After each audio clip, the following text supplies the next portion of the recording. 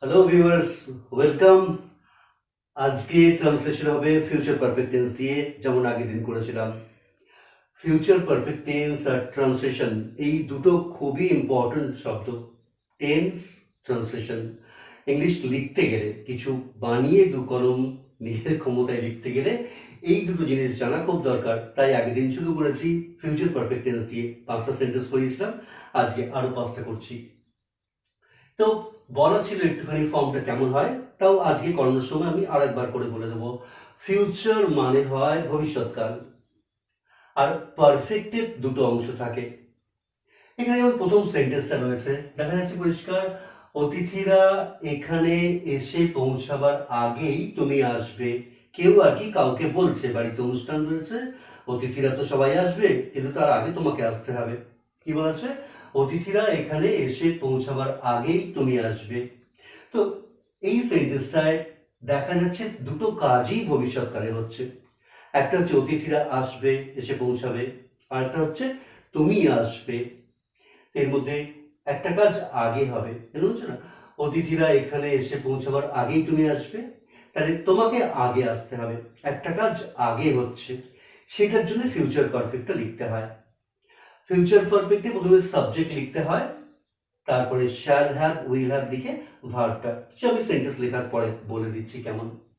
তাহলে প্রথমে কি লিখবো? অতিথিরা এখানে এসে পৌঁছাবার আগেই তুমি আসবে। তাহলে যে কাজটা আগে হচ্ছে সেটা ফিউচার পারফেক্ট হবে। কি লিখবো? তুমি আসবে মানে তোমাকে আসতে হবে।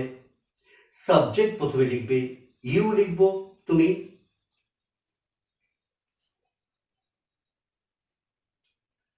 ইউ এর সঙ্গে ফিউচার পারফেক্টে উইল হ্যাভ লিখবো। ইউ উইল হ্যাভ কাম মানে আসা, ইউ উইল হ্যাভ কাম মানে তুমি আসবে। অতিথিরা পৌঁছাবার আগে, before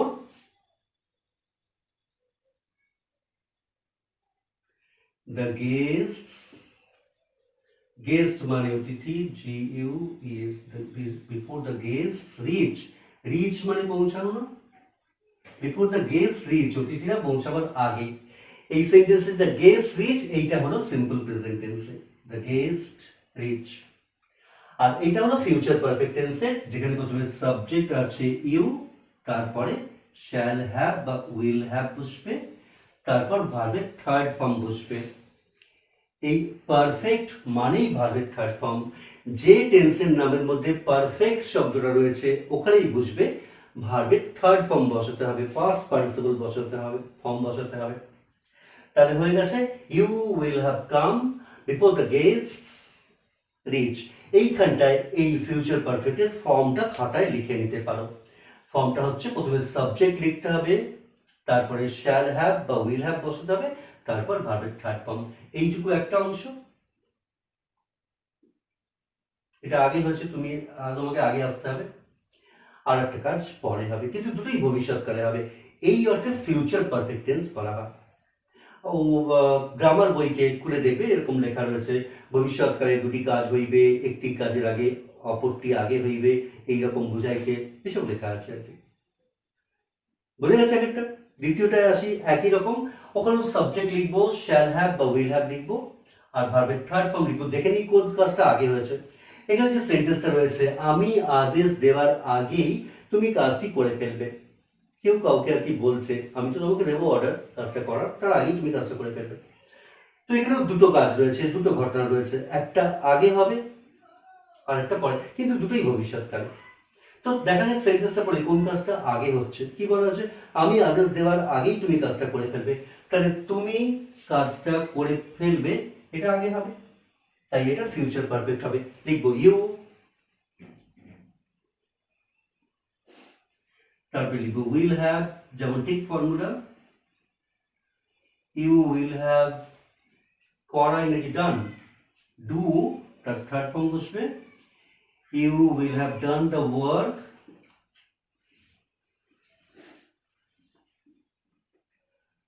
before I order you.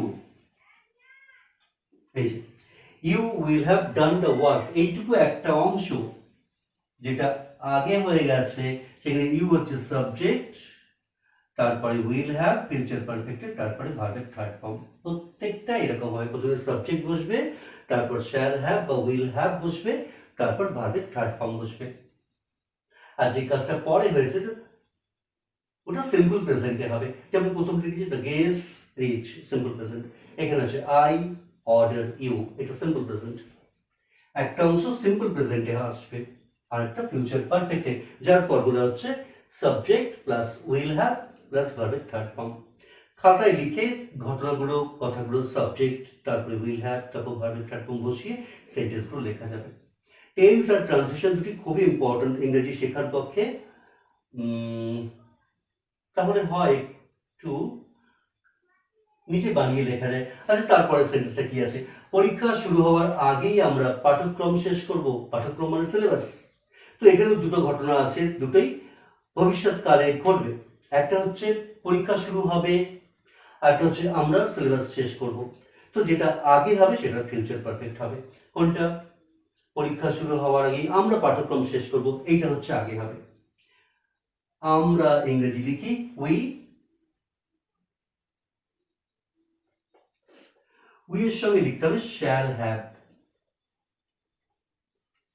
We shall have finished বা কমপ্লিটেড লিখতে পারো, কমপ্লিটেড লিখছে। We shall have completed our syllabus. Our মানে আমাদের, আর সিলেবাস মানে পাঠ্যক্রম। We shall have complete our syllabus, we shall have completed our syllabus. পরীক্ষা শুরু হওয়ার আগে, before the examination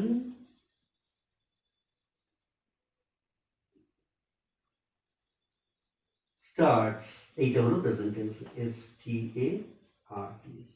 before the examination start, the examination start simple present টেন্সে আছে। আর এইটা হচ্ছে ফিউচার পারফেক্ট, যেটা আগে হচ্ছে, যে আমরা সিলেবাস শেষ করব পরীক্ষা শুরু হওয়ার আগেই। তাই উই লিখেছি প্রথমে সাবজেক্ট, তারপর শ্যাল হ্যাভ লিখেছি, বলেছি শ্যাল হ্যাভ বা উইল হ্যাভ বসবে, তারপর ভার্বের থার্ড ফর্ম লিখেছি completed. We shall have completed, subject shall have will have, তারপর ভার্বের থার্ড ফর্ম। আমাদের সিলেবাস তো object, before the examination start, এটা সিম্পল প্রেজেন্টে, যে কাজটা পরে হচ্ছে। ঠিক আছে, বোঝা যাচ্ছে? চারের সেন্টেন্স আছে বর্ষা শুরু হওয়ার আগে কৃষকেরা বীজ বপন করবে।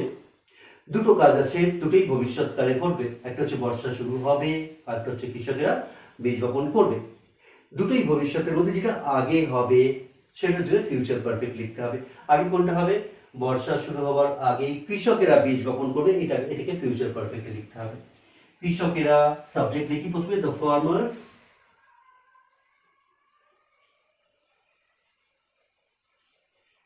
the farmers will have, সাবজেক্টের পরে উইল হ্যাভ বললাম, তারপর ভার্বের থার্ড ফর্ম, বীজ বপন করা, সো মানে বপন করা, উইল হ্যাভ, আর সো এর থার্ড ফর্ম হয় sown, S O W N. The farmers will have sown, কি বপন করবে? সিডস, বীজ বপন করবে। বৃষ্টি শুরু হওয়ার আগে, before the rain starts, B E F O R E, before the rain. আচ্ছা, বর্ষা বলেছি, রেন না বলে রেনি সিজনও বলা যায়, মনসুন বলা যায়, যেটা ভালো লাগবে বসাবে। বিফোর দ্য মনসুন লিখি, before the monsoon starts, S T A R T, starts. ঠিক আছে, বোঝা যাচ্ছে লেখাগুলো? এইটা সাবজেক্ট বসিয়েছি প্রথমে দ্য ফার্মার্স, তারপরে শ্যাল হ্যাভ উইল হ্যাভ এর একটা বসিয়েছি, তারপর ভার্বের থার্ড ফর্মটা বসিয়েছি। সব কটা একই সূত্র, একই ফর্মুলা। এরকম বড় বড় সেন্টেন্স লিখে চেষ্টা করতে হবে ফিউচার পারফেক্ট ট্রান্সলেশন গুলো করতে। আচ্ছা, ফাইনালি 5 নম্বর সেন্টেন্স আছে খেলা শুরু হওয়ার আগেই দর্শকেরা মাঠে এসে উপস্থিত হবে। দুটো ঘটনা রয়েছে, দুটোই ভবিষ্যৎকালে ঘটবে। একটা হচ্ছে খেলা শুরু হবে, আর একটা হচ্ছে দর্শকরা মাঠে উপস্থিত হবে। কোনটা হবে আগে হবে? সেটা ফিউচার পারফেক্ট হবে। দর্শকেরা মাঠে এসে উপস্থিত হবে খেলা শুরু হওয়ার আগেই, তাই ওইটাকে আগে লিখতে হবে। দর্শকেরা লিখব দ্য স্পেকটেটরস, দ্য স্পেকটেটরস এর সঙ্গে উইল হ্যাভ লিখি, উইল হ্যাভ অ্যারাইভ লিখছি, হ্যাঁ, এসে উপস্থিত হওয়া, A R R I V, will arrived in the field, in the playground, in the field, মাঠে এসে উপস্থিত হবে।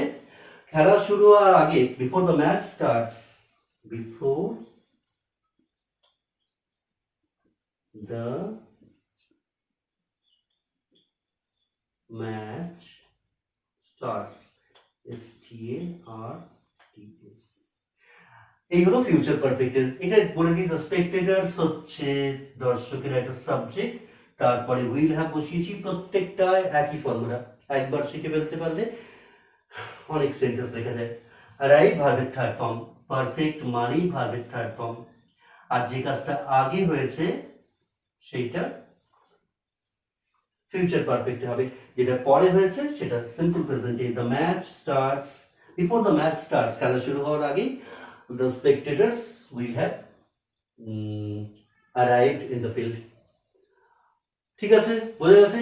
ফিউচার পারফেক্ট নিয়ে আরো সেন্টেন্স রয়েছে, পরের দিন আরো 5টা সেন্টেন্স আনবো, তারপরের দিন আবার 5টা, মোট 20টা সেন্টেন্স হওয়ার পরে বোঝা যাবে ফিউচার পারফেক্ট সম্পর্কে একটু ধ্যান হয়েছে, একটু ধারণা পরিষ্কার হয়েছে। ঠিক আছে, আচ্ছা, 5টা সেন্টেন্স এই পর্যন্ত থাক। যেমন আগের দিন বলেছিলাম, আজকেও বলছি, লাইক, শেয়ার, সাবস্ক্রাইব যদি করা থাকে ভালো, তাহলে তো নোটিফিকেশন অন করলে করা থাকলে পৌঁছে যাবে আমার ভিডিও। লাইক করবে ভিডিওগুলো, লাইক করে আমাকে জানাবে কেমন লাগছে, পছন্দ হচ্ছে কিনা, আর শেয়ার করবে। শেয়ার করলে হবে যেটা তুমি শিখলে সেটা তোমার বন্ধু বা সহপাঠী বা প্রতিবেশী বা আত্মীয় স্বজন, সমবয়সী যারা রয়েছে, যাদের প্রয়োজন শেখার, এইভাবে সেন্টেন্স ধরে ধরে একটা একটা করে ট্রান্সলেশন করানো, আমি মনে করি ইংরেজি শেখার একটা ধাপ, একটু একটু করে এগোতে পারলে অনেক ভালোভাবে উপকৃত হবে। তাই লাইক, শেয়ার অ্যান্ড সাবস্ক্রাইব। ঠিক আছে, আচ্ছা, এই পর্যন্ত থাক আজকে, পরের ভিডিওতে আবার আসছি পরের দিন। ততক্ষণ পর্যন্ত ভালো থাকবে, সাবধানে থাকবে। ওকে, বাই।